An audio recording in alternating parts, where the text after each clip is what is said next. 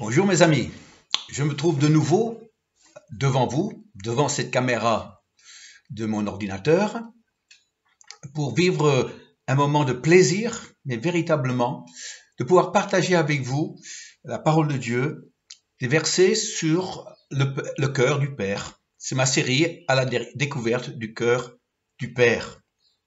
Nous avons déjà fait un certain chemin ensemble. Bienvenue à ceux qui nous découvrent avec cette vidéo.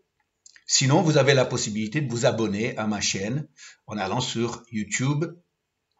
Maintenant, aujourd'hui, nous allons lire un verset dans Jean chapitre 4.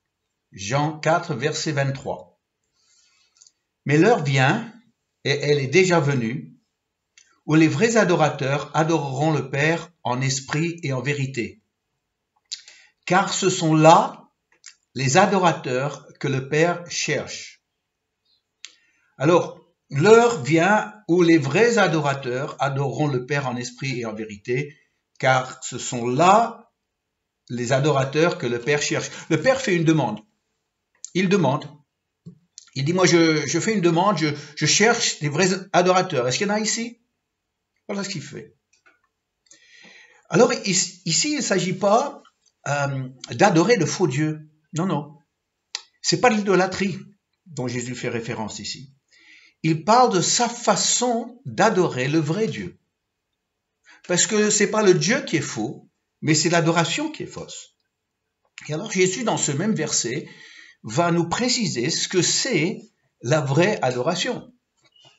Et il utilise deux mots. Il dit en esprit et en vérité. C'est ce qui est remarquable dans les chapitres 3 et 4 de Jean, c'est que nous avons dans ces deux chapitres un contraste très fort entre ce qui est religion et ce qui est spirituel. C'est pas du tout la même chose, et en fait, les deux ne se comprennent pas. On a d'abord au chapitre 3, on a Nicodème, lui, pharisien, donc un homme de religion, un chef du religieux. Et quand Jésus lui parle d'une nouvelle naissance, il ne comprend rien à ce que Jésus lui dit.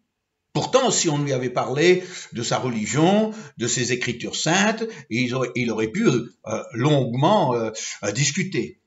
Mais quand Jésus l'amène sur un terrain du spirituel, alors là, il ne comprend pas. Et dans le chapitre 4, nous avons Jésus et la Samaritaine, et on découvre dans la conversation qu'ils vont avoir ensemble que cette femme, elle a non seulement elle a une connaissance de sa religion, les Samaritains, mais elle veut en parler, elle aime en parler. Pourtant, quand Jésus lui parle de l'eau vive qui jaillit de son sein, parlant de cette expérience de conversion, cette expérience où la vie éternelle éclate dans une vie, elle ne comprend rien de tout ça. Elle dit, donne-moi de cette eau, comme ça je ne peux pas venir tous les jours avec ma cruche pour la remplir au puits. Elle n'a pas compris. Et le problème, il est là. C'est qu'on peut être très sincère, on peut pratiquer sa religion, mais passer complètement à côté du spirituel. Et Jésus est en train de dire, le Père ne veut pas de religion.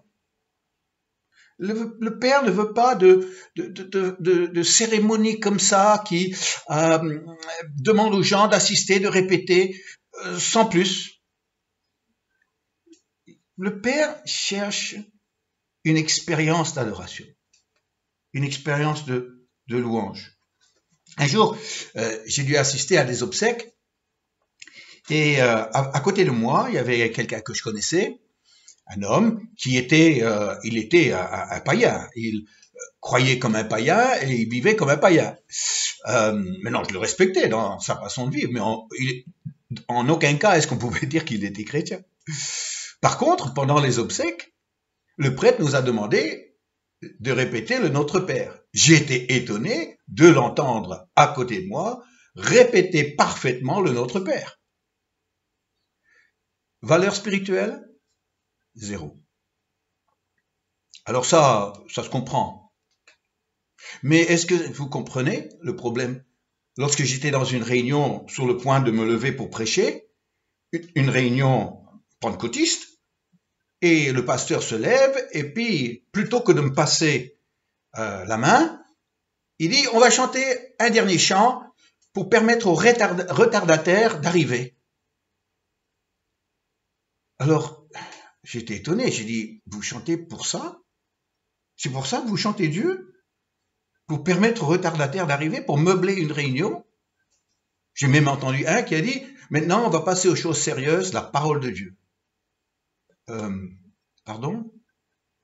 L'adoration, c'est pas sérieux pour vous? C'est le souci, vous voyez. Denise et moi, nous étions dans une grande église dans la ville de Sydney, en Australie. On était en visite, on connaissait déjà un peu cette église. Il y avait peut-être 2000 personnes réunies, 1500 à 2000 personnes. Il y avait une belle estrade avec toute une équipe de louanges, de musiciens, de chanteurs. Je voyais que ce qu'ils faisaient, c'était très classe, très pro. Leur façon de se tenir, leur façon de jouer, leur façon de chanter, même leur tenue vestimentaire, même les gestes qu'ils faisaient, tout était vraiment très poli, très classe. Sauf que j'avais vraiment l'impression d'être devant un plateau de MTV, d'une émission de musique. C'était le show. Je me dis, mais est-ce que c'est ça ce qu'on veut? Est-ce que c'est ça ce que le Père cherche? Est-ce que nous, on peut être impressionnés par cette approche et cette présentation? Mais est-ce que le Père est impressionné? Le problème, pour moi, c'est que après, c'est la façade, c'est l'extérieur qui compte.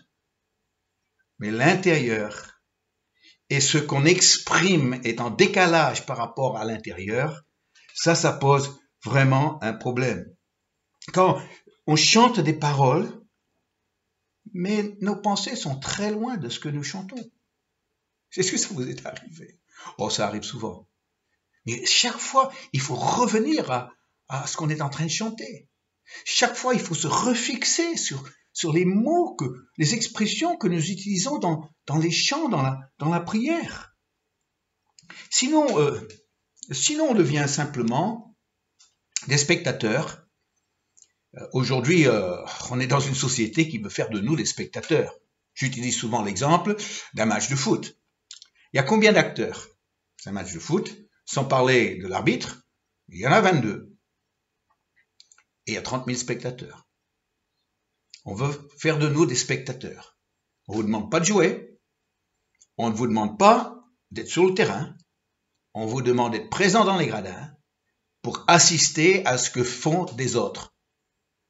Mais moi, j'ai grandi avec cette notion de religion qu'il fallait assister aux offices pour voir un prêtre qui, au nom du peuple présent, qui offrait le sacrifice, comme on disait.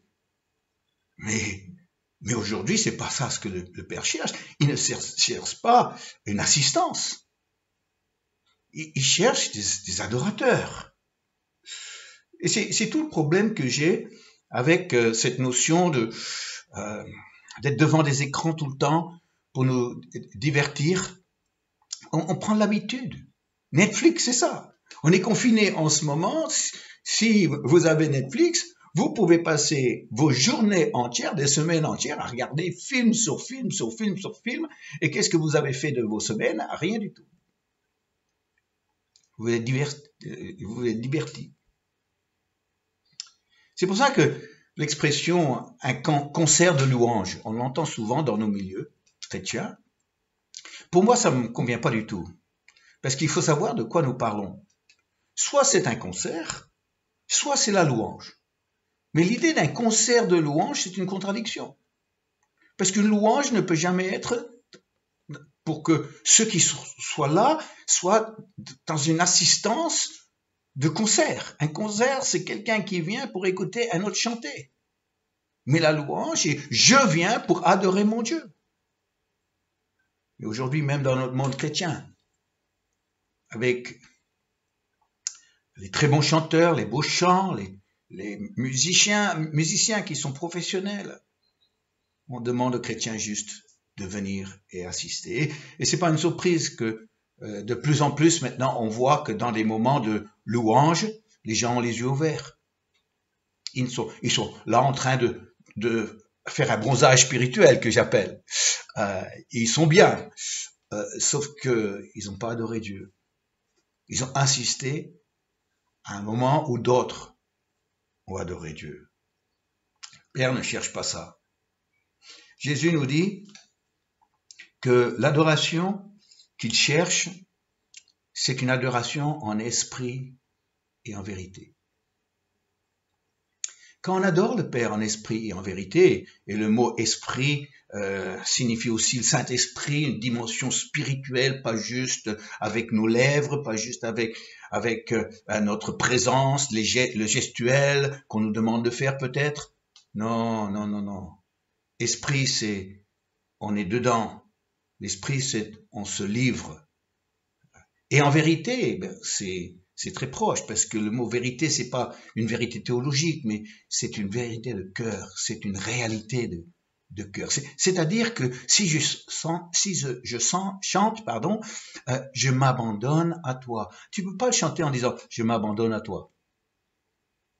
Tu peux pas le chanter comme ça. Pour l'adorer en esprit, en vérité, tu vois, Père, je m'abandonne à toi. Si on dit « je désire ardemment ta présence », on ne le dit pas « oh, Père, je désire ardemment ta présence ». L'esprit et vérité, ça veut dire se laisser emporter, se laisser transporter, s'oublier un peu soi-même, laisser tomber nos réserves, nos complexes, pour se lancer dans ce fleuve de Dieu, dans ce fleuve du Saint-Esprit. Ah oui, aujourd'hui, quand on est au milieu de vrais adorateurs, ah ça, pour moi c'est un grand plaisir, un très grand plaisir. Quand je sais que devant moi ou autour de moi, il y a des personnes qui se donnent à Jésus, qui se donnent et qui se livrent à la présence de Dieu, qui chantent leur amour, qui chantent l'intensité de leur ferveur envers Dieu.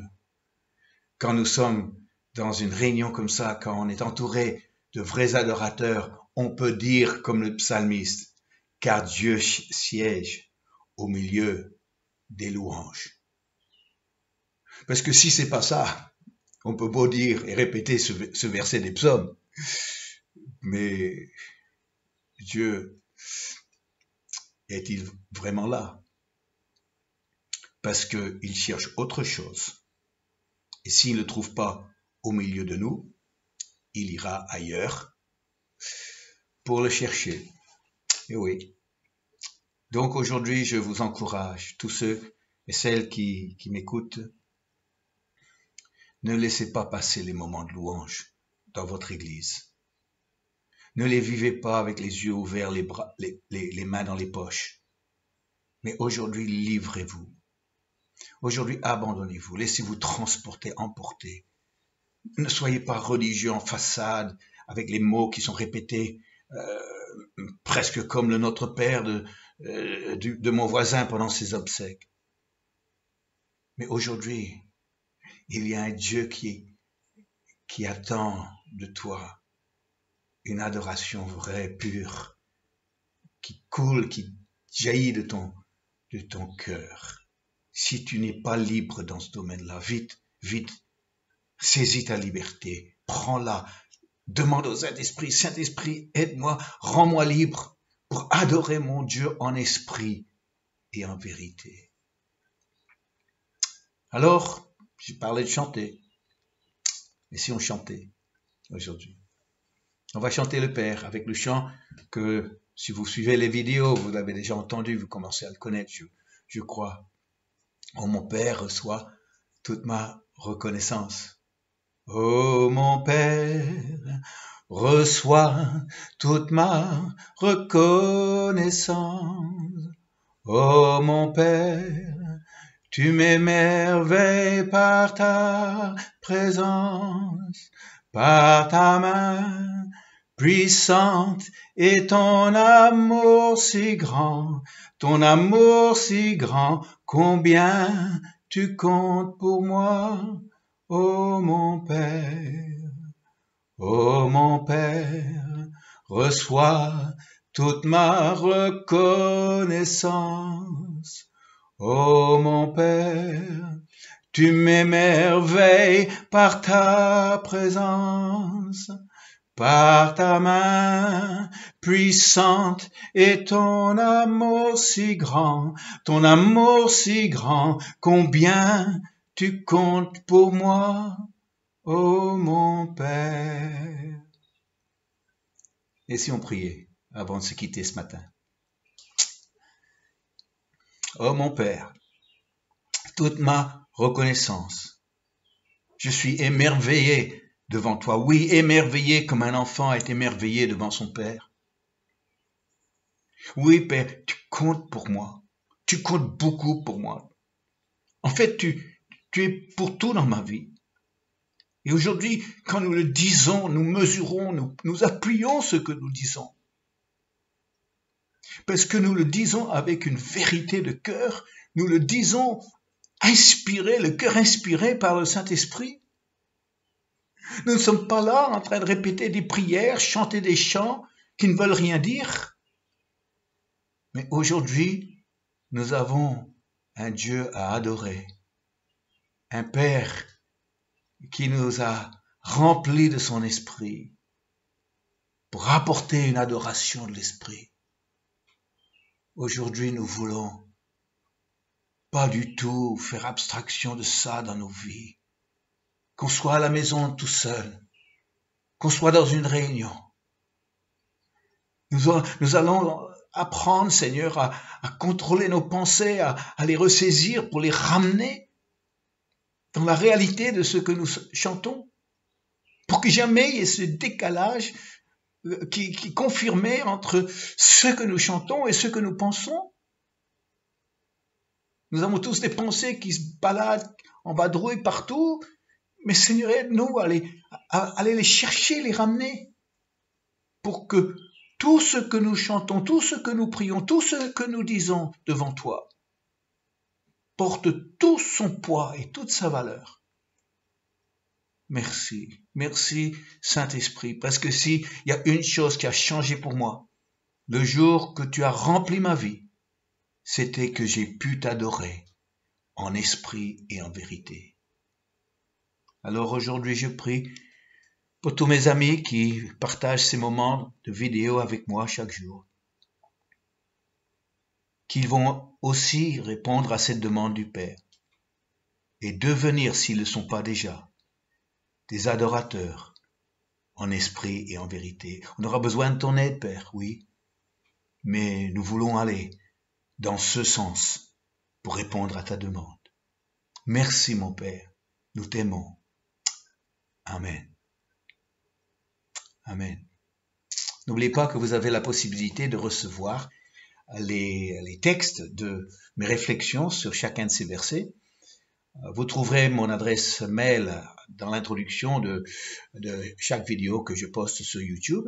Il suffit de m'envoyer un email et je répondrai rapidement, avec le texte, bien sûr. Alors, merci d'avoir partagé ce moment que j'apprécie au quotidien avec vous. Et je vous dis à demain. J'y serai. Au revoir.